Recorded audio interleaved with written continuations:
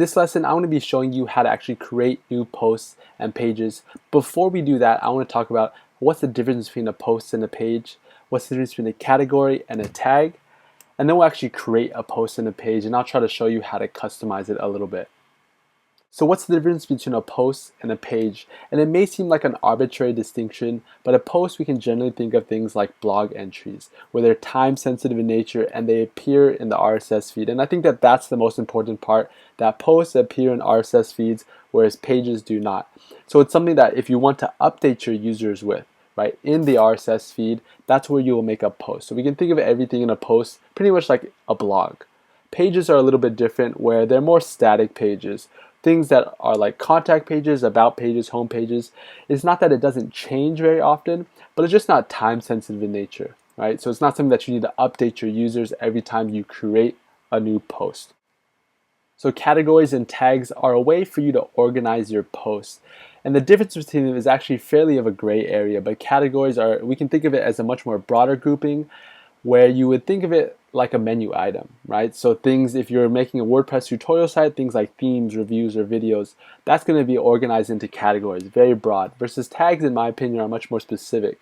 So for example, within the category themes, you would have tags like best themes, theme forest, things like that.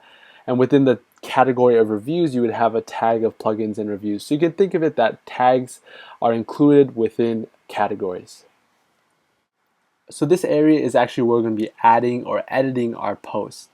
And so the first part is going to be our title. So we can just enter in any arbitrary title. And this is going to be where the actual content of our blog post is going to be. Same thing goes with if we were creating a page. And we can just paste in anything that we want. And these menu options are just like you would do in Microsoft Word. It's what allows you to customize your website a little bit, or customize the way the content actually looks. So if you want to bold something, you would just select it and click bold. If you wanted to italicize, same thing. This is going to be the strike through, so if you want to cross something out. If you wanted to create a bulleted list, right, it's very similar to how you would do it in any type of word processor, but you just highlight what you want to bullet, and you can either put it as a bulleted list, you could put it as a numbered list, whatever you would like. This next thing is actually going to be a block quote, and it's specific to WordPress, but pretty much what it does, it puts things in quotations. And depending on how your theme works, it's going to show up a little bit differently. It may be indented, it may be slightly different color, but that's entirely dependent on your actual theme. This is going to be actually if we want to add a horizontal line, and if we want to do a different alignments. But the next thing are going to be links. So these are hyperlinks, and so you may or may not be familiar with them, but links are what you use to direct your users to either a secondary website or another page on your actual website. So I'll show you actually how to insert a new link. So we're just going to click on that, and say we wanted the user to go to Google, right? And the title is, when you hover over the actual link, what's it going to show up as? And it's going to be that title right there. And if we can either open it in a new tab, or we can not open a new tab, and we'll just add the link. Alternatively, if we wanted to search with the current posts or the current pages that we have, we could also link that to itself, right? So if we had, you can imagine if we had multiple posts, multiple pages, we could interlink our website. So for example, if you wanted to say contact us here, we would just locate our contact page if we created one, and then we can link it that way. And you're just going to click add link.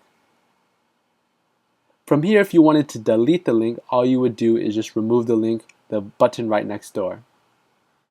So if we wanted to actually create a new category, a new tag, all we would do is create a new category. We'd press the add new category button, type in whatever we want the category to be called, and just add a new category.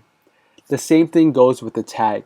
If we wanted to create a new tag, for example, a plugin review, we would just type it in and click add. And I didn't mention featured image before, but it's highly dependent on the actual theme. And so some themes may display the featured image as a thumbnail next to the blog excerpt, or it may be a full-size image. It's very dependent on the actual theme, and I'll show you actually how to add different media items or different images in the next lesson.